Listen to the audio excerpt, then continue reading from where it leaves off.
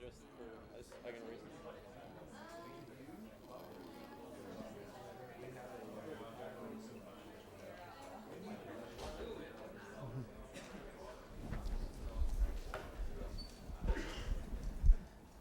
Thank you, Daniel. I was there at the event last year. It's a terrific event.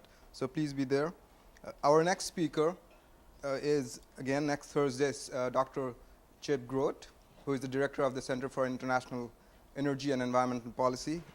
He is going to talk about assessing the perceived and real environmental consequences of shale gas development. This is a work that the Energy Institute is sponsoring, and Chip is leading the study. It's a very important study, and people across the nation and world are actually looking forward to this study. So please join us. With that, let me introduce our speaker today, Roger Duncan. Perhaps most of you know Roger already very well. He is currently doing research at the university, but before this, he was the general manager of Austin Energy, where he was responsible for conceiving, starting, leading, supporting a whole variety of amazing programs in energy efficiency, renewable energy, smart grids, and whatnot. He was elected twice to the Austin City Council.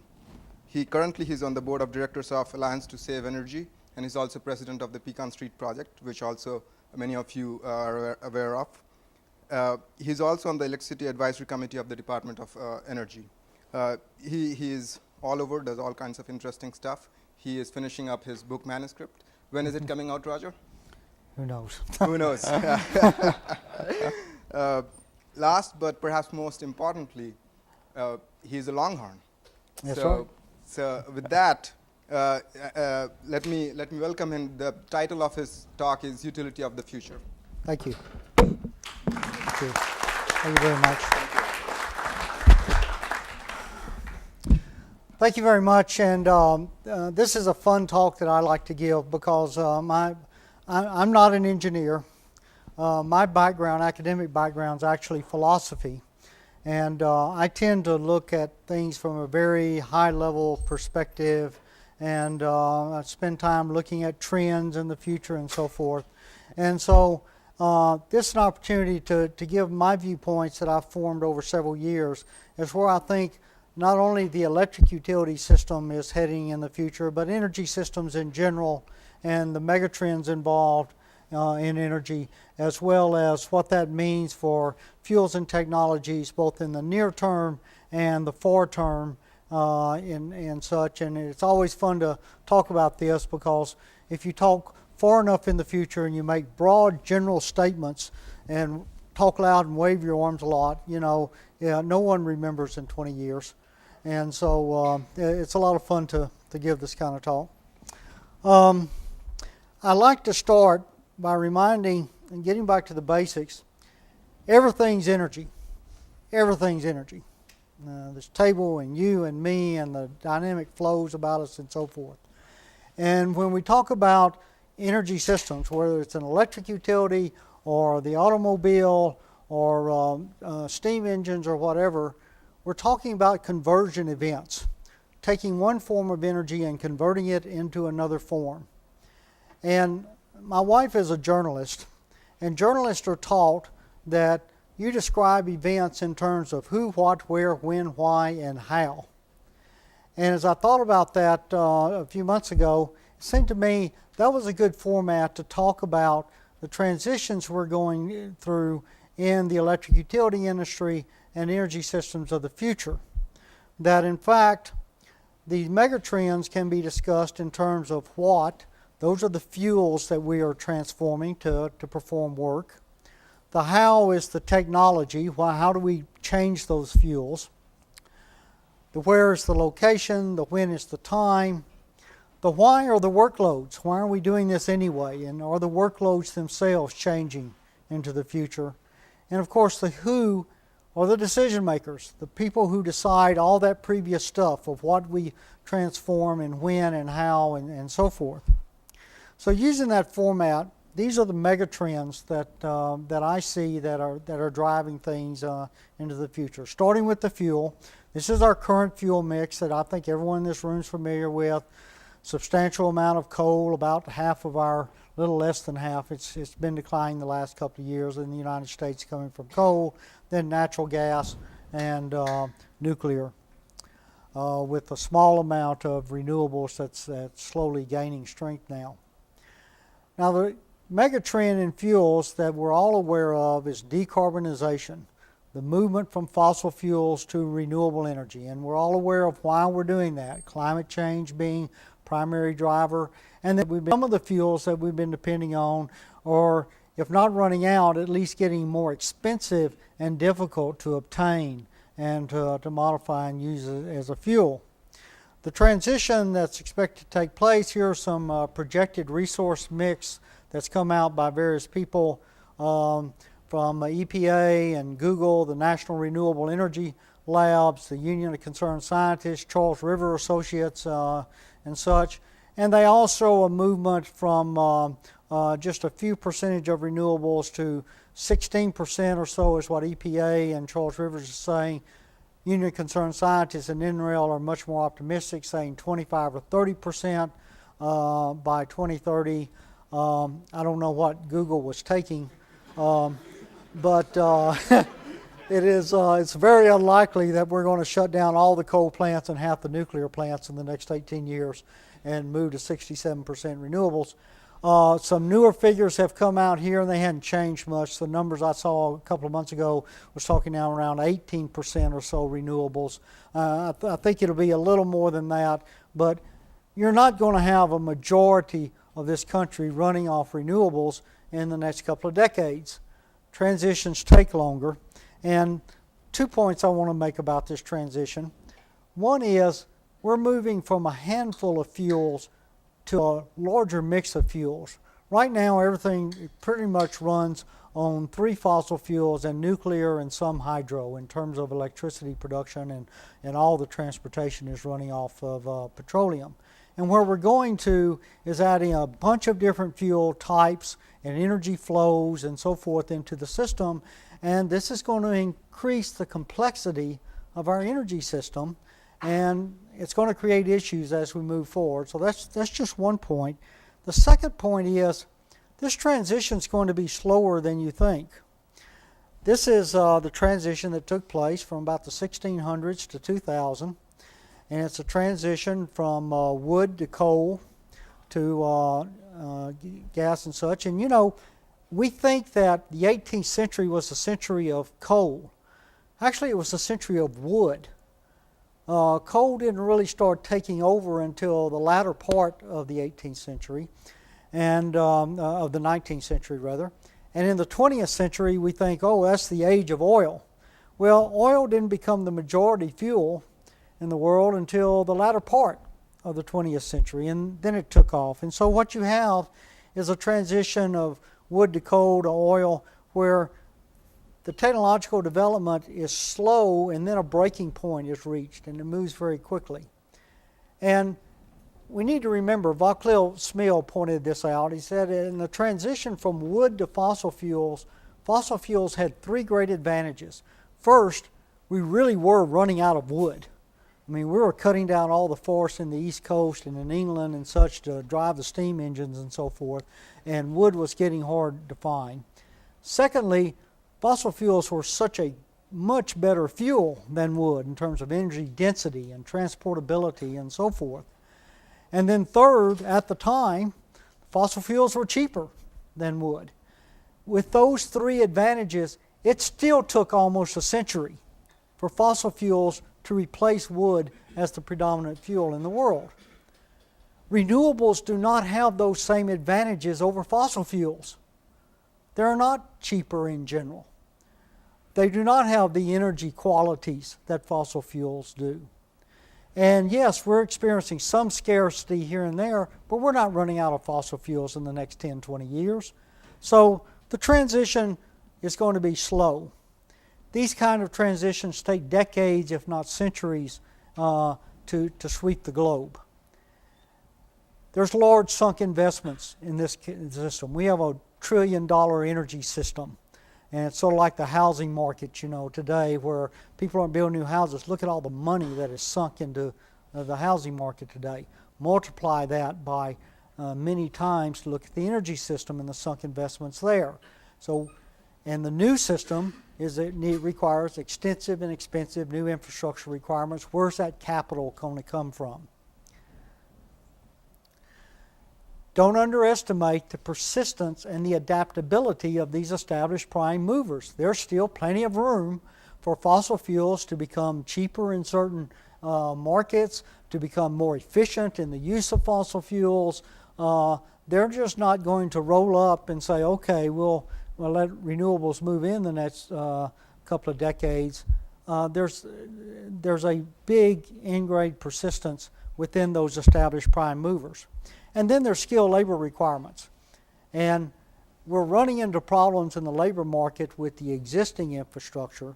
But if you want to transform everything to a renewable energy, the good news is, yeah, there's a lot of green jobs available. The bad news is there's a lot of green jobs that don't exist in the training. I mean, I've heard people say, we're going to build nuclear plants, and we're going to build 20 nuclear plants in the next 2 decades. There aren't enough nuclear engineers in this country to start building 20 nuclear plants at one time. It takes time to redevelop that expertise. Same thing with solar installers, geothermal plant operators, and so forth. There's a labor issue.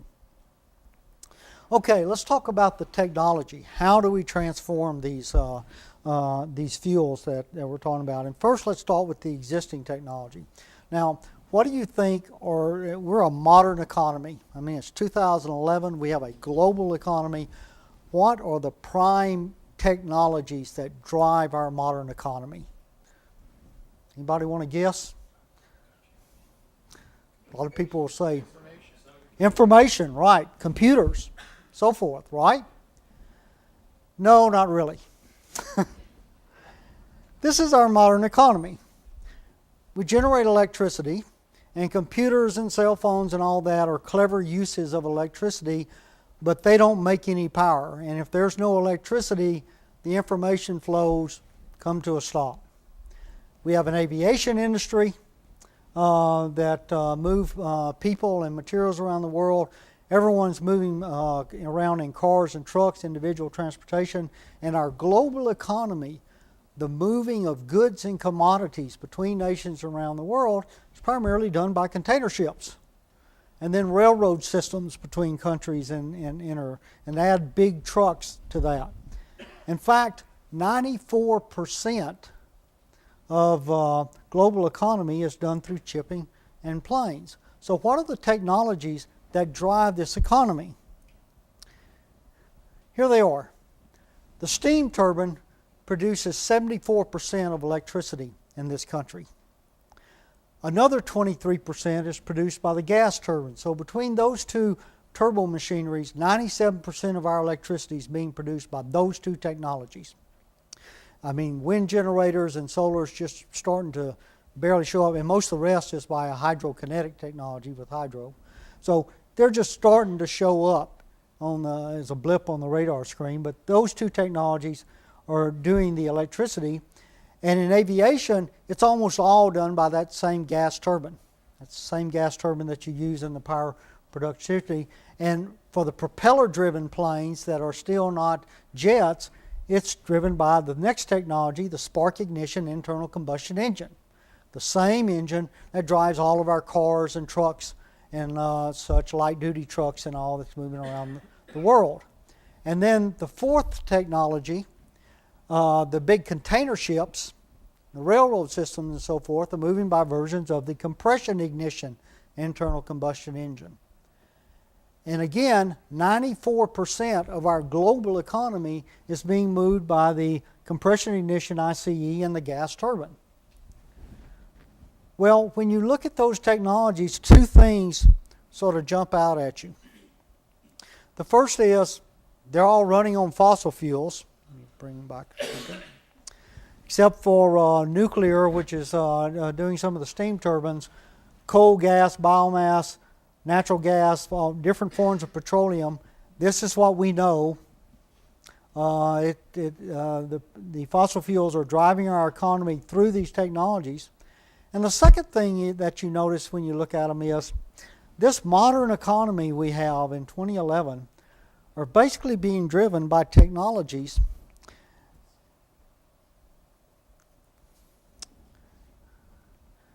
I'm having trouble with this delay. These are the inventors and the first patents issued for these technologies. Get the delay down here. 1880s, 70s, 90s, one in 1791. Our modern economy is being driven by technologies that are fundamentally late 18th century innovations.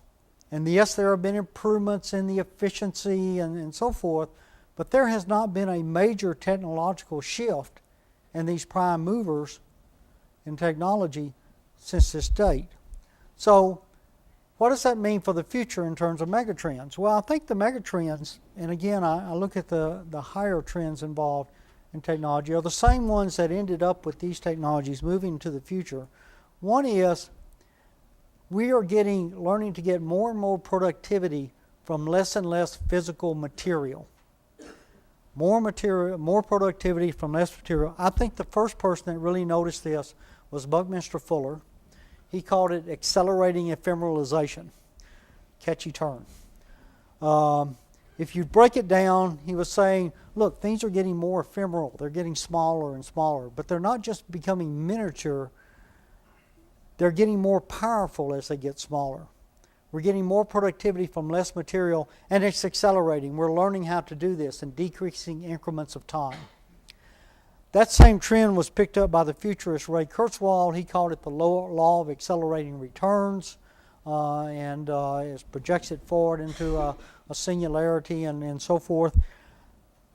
The example of this trend that most people are familiar with is Moore's law, the doubling of power and capacity on a silicon chip every 18 months and such. Well, there's a couple things to note about this. I think that trend is absolutely true. I'm not sure the conclusions that Kurzweil drew and others about it accelerating innovation is necessarily true. Again, Vauclair-Smil points out correctly, I think, that this trend doesn't affect all technologies equally and in the same way. There certainly has not been an equivalent of Moore's law in power production. We have increased power production. We are getting more productivity from less material, but it's not doubling. It's not even doubling in decades. There are some examples. Energy storage is starting to show an exponential trend and a few others, but in general, the trend's intact, but there's been more of a, like in evolution, a balance between gradualism and punctuated equilibrium, where you'll have a burst of technological innovation that led to those technologies that I just showed you earlier in the late 18th century, and then a gradual expansion and improvement among those technologies. So that's one trend. The second trend that I think is important is we're also getting more productivity from less motion. And this is a principle called the principle of least action that shows up in physics and in several places. And it was first attributed to the Frenchman listed here, whose name I will not slaughter. Some say that the mathematician Leonard Euler first recognized it, although he didn't claim that, and some say Leibniz did. But the idea is that, as with material, we're getting more power from less and less motion. And in the energy field, I think it shows up by moving from piston-driven motion and such to the turbine, and you get much more power with the rotary motion of the turbine, and then onto electromagnetic fields.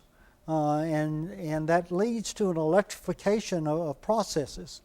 When you talk in terms of getting power from less material and less motion, electromagnetic fields are sort of the ultimate endpoint there.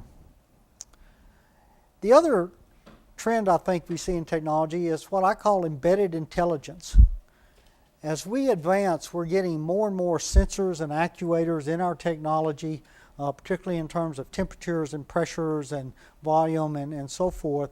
And on board the technology itself, it is gaining more and more intelligence in terms of what it is transforming and how it's transforming and sophisticating, and it shows up in engineering specifications.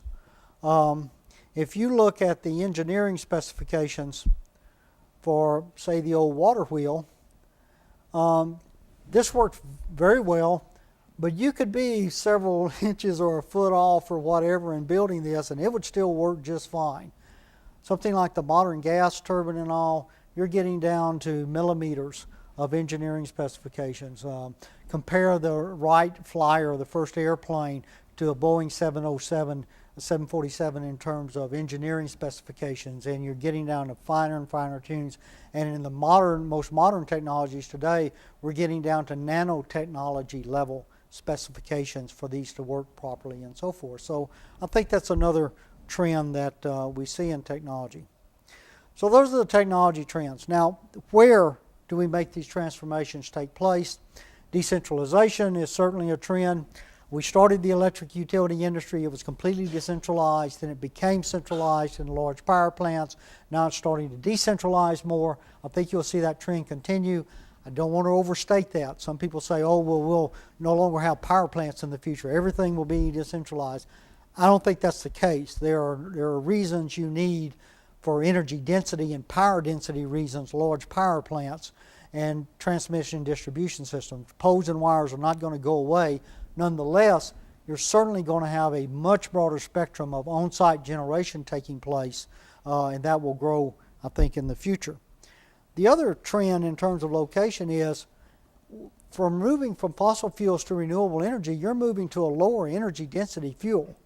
And it does take more space to get power out of this fuel.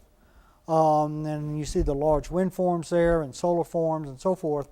I've heard people use this as an argument against renewables, particularly the nuclear advocates, saying, well, if you look at the footprint of the nuclear plant versus the solar plant, then you should go to nuclear because it takes up less space. That's a false argument. Yes, it does take increased space for renewables, but you got to figure out what space you're talking about. I mean, rooftops are a fine place to put solar, and I hadn't heard of anybody planning to build a nuclear plant on rooftops yet. So you need to talk about what space you're using for this, and it doesn't matter in some of the energy fields that you're using increased space, and in some it does. If you're talking about using corn ethanol in cropland to fuel 100% of our on-road vehicles in the United States, that yellow square there is how much land it would take. That's an issue. It's a problem. So the space issue is an issue, but you have to treat it carefully. It doesn't mean it's necessarily a problem. When is the time? The game changer here is energy storage. When you start shifting the time of both the energy conversion and the consumption, it's a game changer for utilities, transportations, buildings, and we're seeing this is why electric vehicles are starting to finally come in the market. I think you'll see more storage start to take place in building levels as well as the large-scale utility storage. I think that there may be a possibility that we may find that more and more ordinary materials may become storage capacity, or materials that we hadn't thought about as being storage may be converted to become storage, like the bodies of automobiles themselves, and the building shells and so forth. And here's a graphic on the different types of storage. There's a lot of talk now about compressed air energy storage in the electric utility field and the potential there and such. The why are the workloads. And the main point I want to make about the workloads is one megatrend, which is the electrification of workloads. You're seeing it, starting to see it in some of the transportation system. Computer loads are becoming the main load. I remember when a decade ago, the first data centers were filed with utility systems, and there was panic. I was on the phone with people in Seattle and Lawrence Berkeley Labs and others saying, this can't be real. They cannot be talking about an office building that has that kind of energy density. And they were close. I mean, some of the developers filed stuff that was a little off target, but it's amazing energy loads. And when you start adding in other electrification of industrial processes, I think robotics loads will be a major electrification in the future, that again, I think this relates back to the two megatrends of more and more productivity from less material and less motion, and the electrification of workloads is generally a very good thing.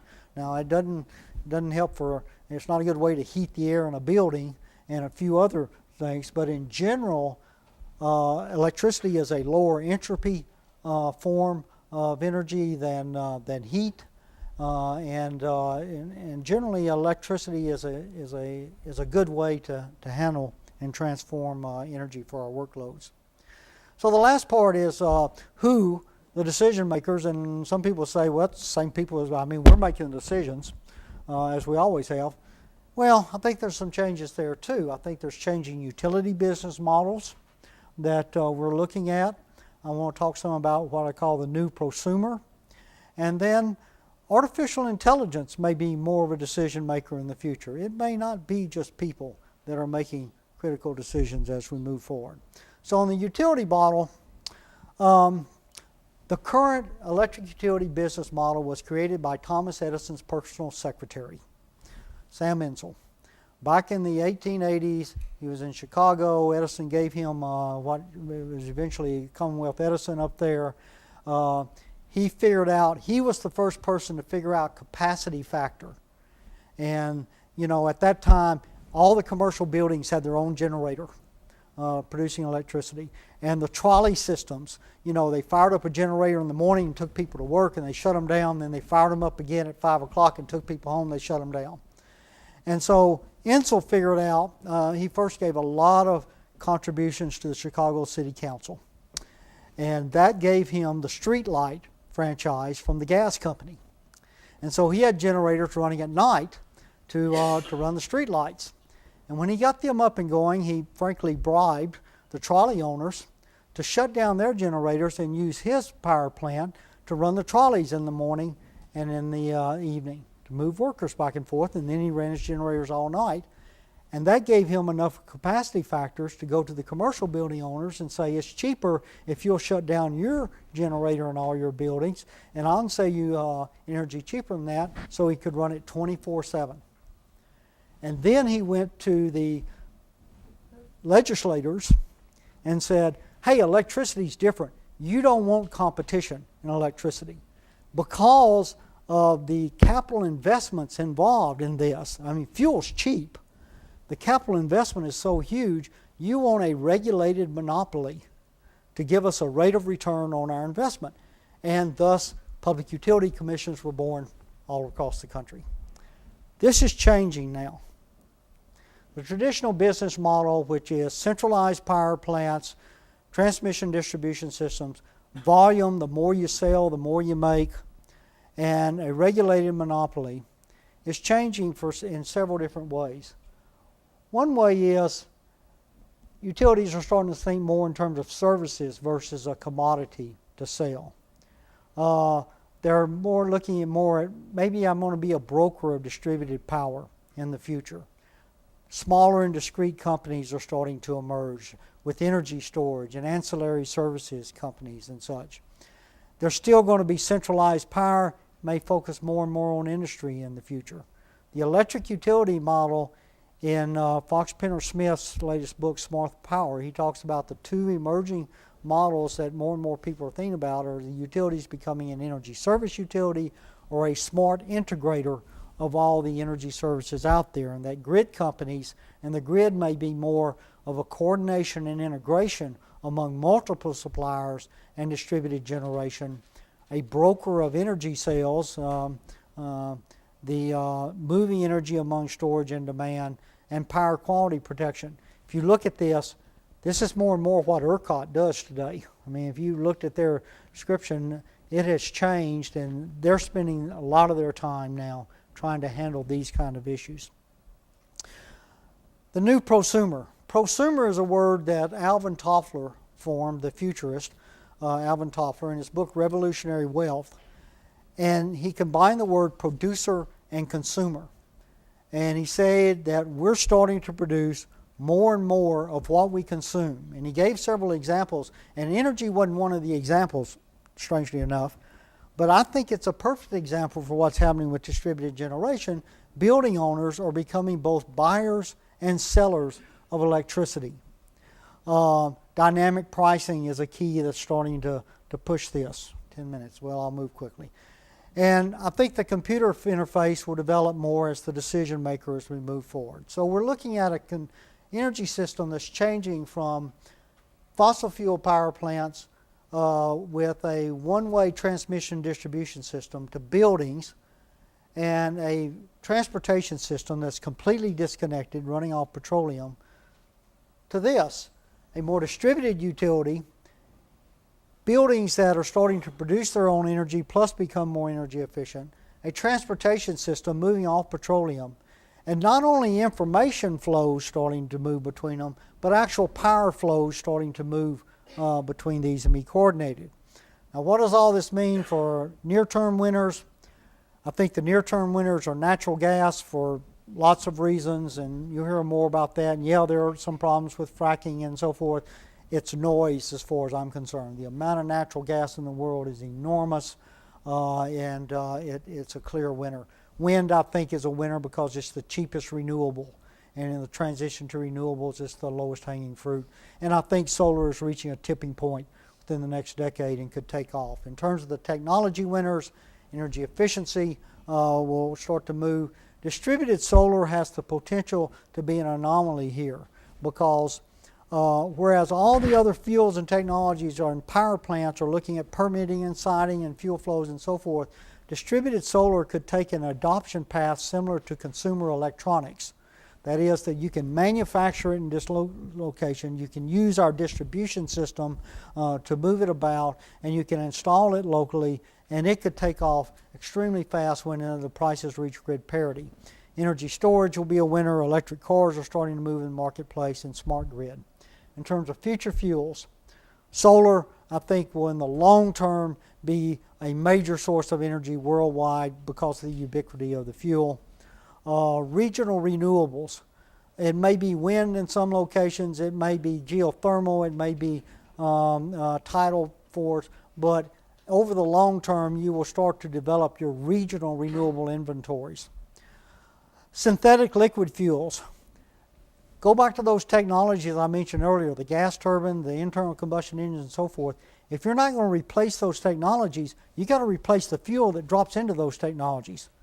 Biofuels have problems, and algae may be a solution on an interim basis, but in the long term, we've got to find a way to create liquid fuels as a drop into these technologies because we don't seem to be changing the technologies to any degree. Nuclear in the long term, I put nuclear and solar across from each other for a reason. I think more and more we may start looking at energy loads as breaking down into power density requirements, low power density and high power density.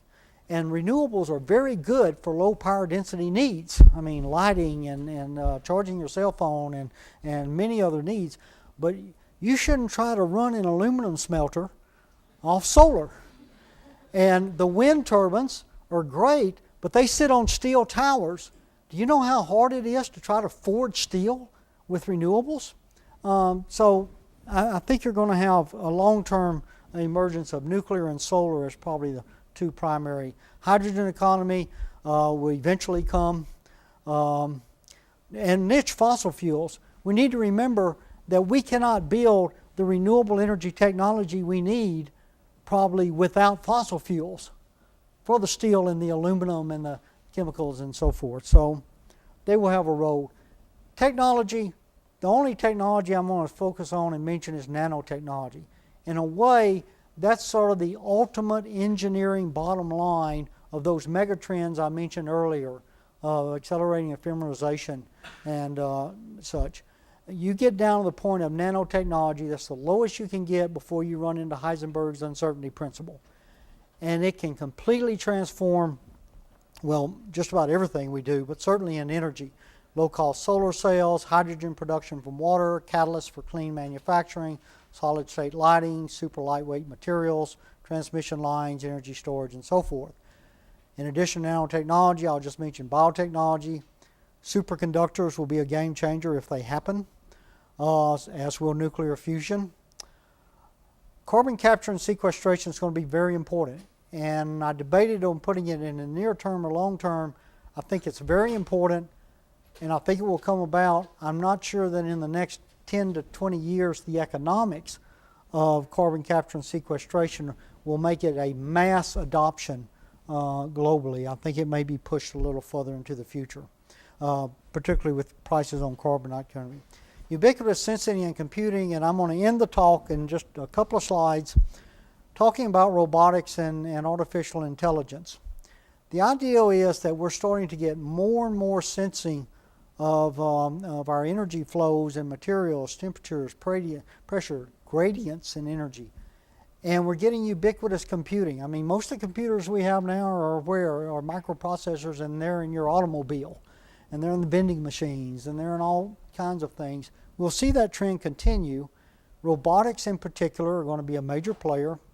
We've been using them for manufacturing. They're moving more into service robots, domestic robots. Building construction, I think, will be one of the areas next you'll see it move into. New energy loads. And ubiquitous sensing, computing, and automation brings up the question of the last point I want to make, which is artificial intelligence. And I want to mention what I consider the first advent of our most advanced artificial intelligence we have out there today, which is the thermostat. And we don't think of thermostats as artificial intelligence, but they're sensing the environment. They trigger an actuator to change that environment.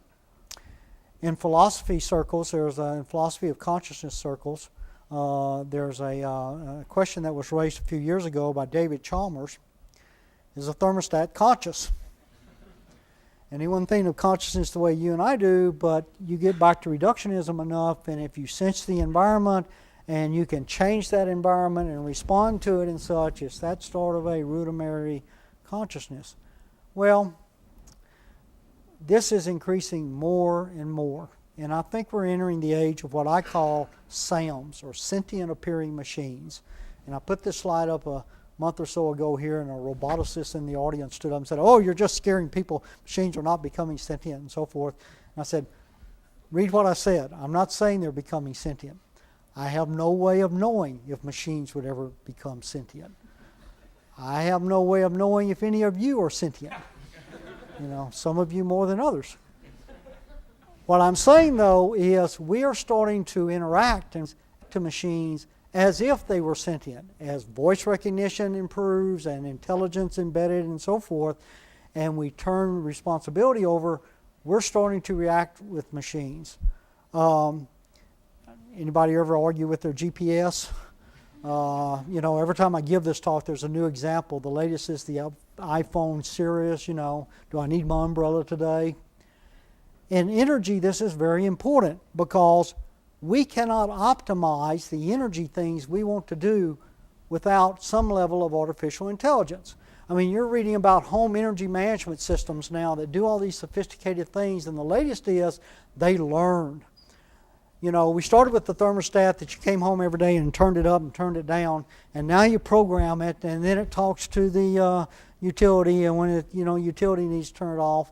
And now the latest Nest system thermostat is it learns your patterns. You don't have to program it. It watches you after a while, and it can read the weather report. It knows when a cold front's coming in and so forth. Pretty soon we're going to have home energy management systems that connect to your calendar and such, and it's going to know you got a party Friday night at the same time a cold front's coming in, and I got a little extra, and you're telling this home energy management system, I want to use green power, and I want to furthermore sell into the market when you've got a signal from the price signals and so forth. We can't optimize all that, and in doing so, what we're doing is delegating our decision making. So I'll end with the summary: multiple energy sources in the future, ubiquitous sensing and computing, highly integrated between buildings, transportation, and generation sources, zero carbon or near zero carbon, complex prosumer relationships, all mediated by sentient appearing buildings and machines, and that's the utility of the future. Thank you.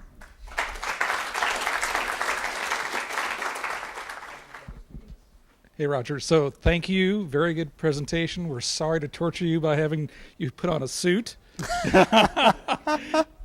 One thing, though, and I think the answer partially is density.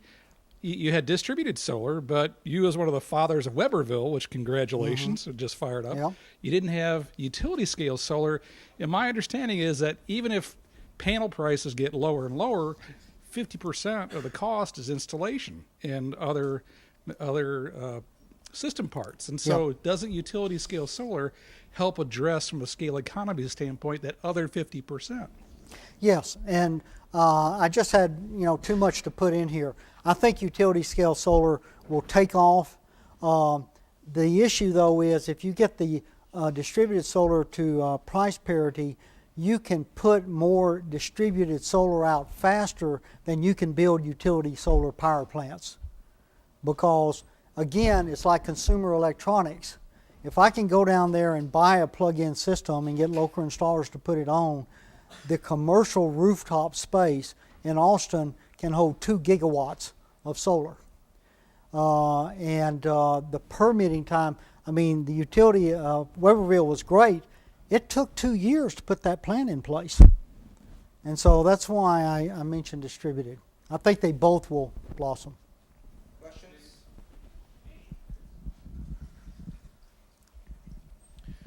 Roger, thank you. I want to ask you a question that kind of is tangential to what you discussed. Okay. Because I'm really interested in the water energy nexus. Yep. And we talked about this policy meeting that they held on Monday to see how ERCOT can respond to storage being introduced into the system. And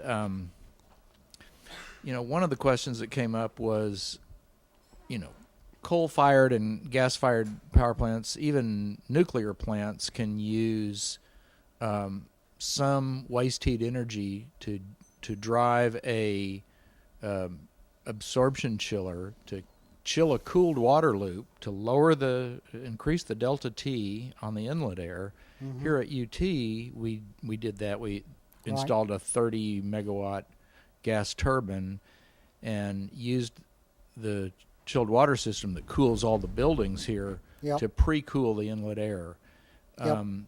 Not only did we wring another 5 megawatts out of that turbine, we also generate about 20 gallons a minute at peak of condensate, which then goes back into the cooling towers, and it's a closed loop system, so there's really not much of a water penalty for that extra 5 megawatts of power. Do you see that happening throughout the energy producers' facilities in Texas? To a large extent. Combined heat and power, which is what you're talking about, is a tremendous low-hanging fruit.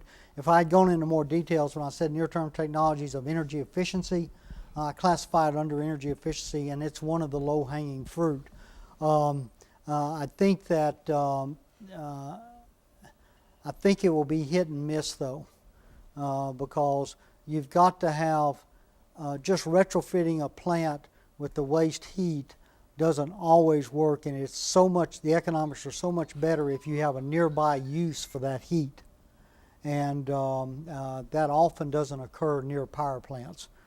A system like UT is great, but you go out to LaGrange, there's nothing near that power plant, and so there's limitations on the use of combined heat and power. Yes, sir. Hi. Thanks for your presentation. You mentioned the technology change and the transition to the future energy system is very, very slow, and also the future you described to us is kind of far, far away from today. So my question is, what are the most important motivators or accelerators for the society to go to that? William Gibson, who's a science fiction writer that I admire, has a great quote. He says, "The future's already here, it's just not evenly distributed." And I think that's the case. You're going to see uneven distribution and progress in some of these areas, and there's different drivers. I'm a great advocate for plug-in hybrid cars. I think electricity is there. The main driver for plug-in hybrid cars, I'm sorry, is the price of gasoline. And you know, if as long as they can stretch out and keep the prices down to a reasonable, and you can get access to it, you're not going to see electric vehicles really take off in the mass market until that happens.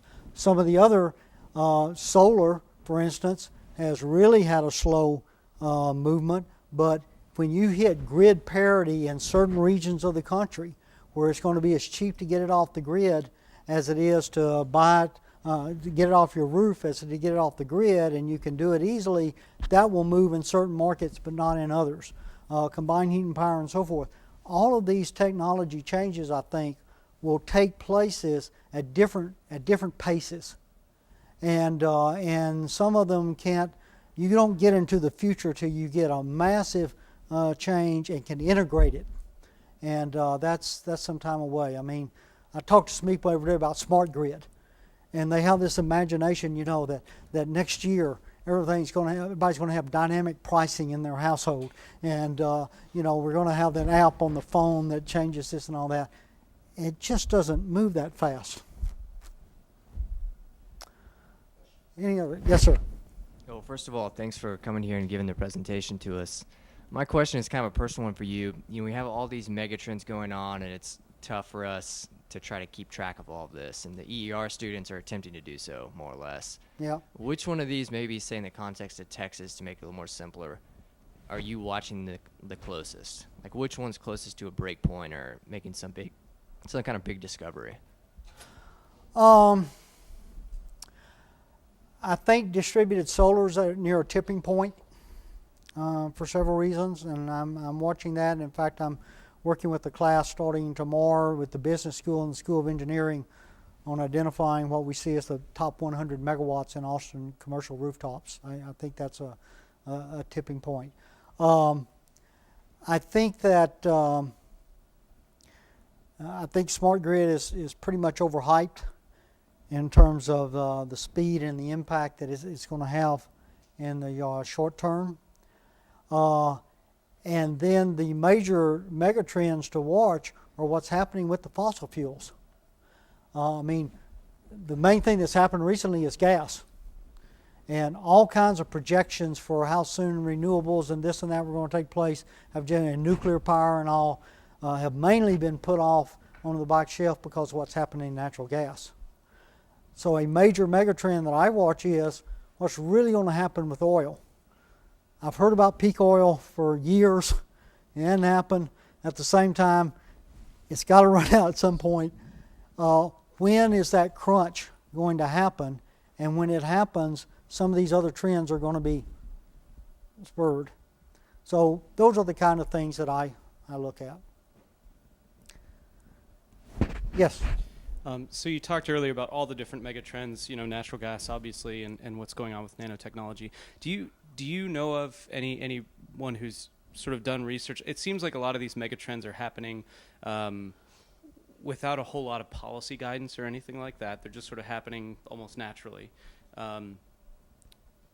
Has anybody done any analysis as to whether the mega trends themselves may help meet the needs that we have with respect to climate change in terms of reducing greenhouse gas emissions? Do you have any feeling for that? Well, yes and no. And first of all, I don't know anybody that's done good research. That's part of what I'm struggling with my book is trying to look at these megatrends and what it means. As you know, Colin, I've become much more cynical over the last few years about our political and economic system as whether or not, you know, I used to have a slide in the presentation that I gave sometime that says survival of our species is not cost effective. And it's one of the major obstacles is our current economic and political systems, and I think those are more determinants than some of the technology megatrends. You know, the reality is we could move rather swiftly to solve a lot of the climate change problems with the current technologies.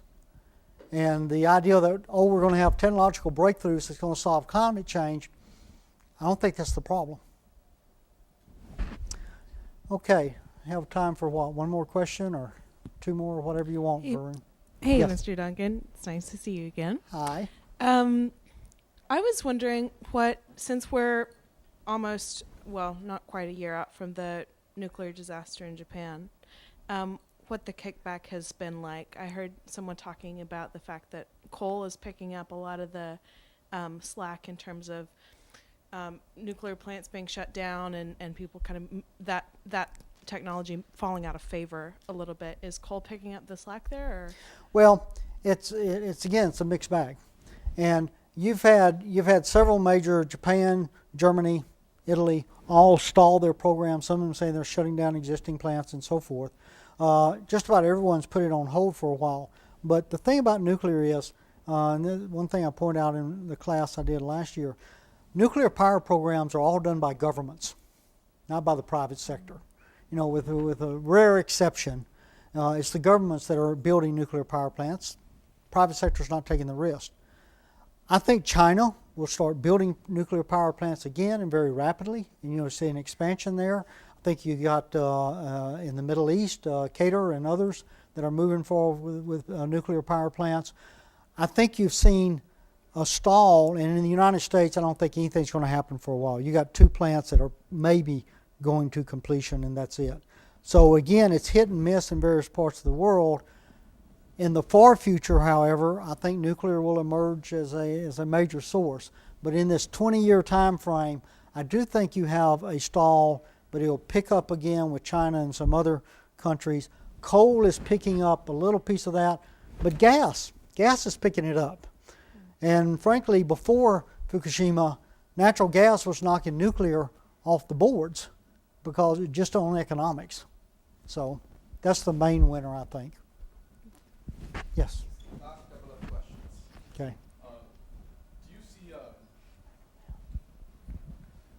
Do you see the demands and the strains of the electric grid, just certain kind of constraints that it imposes, as creating any sort of hard cap for what you might be able to do with renewable power, especially, say, wind?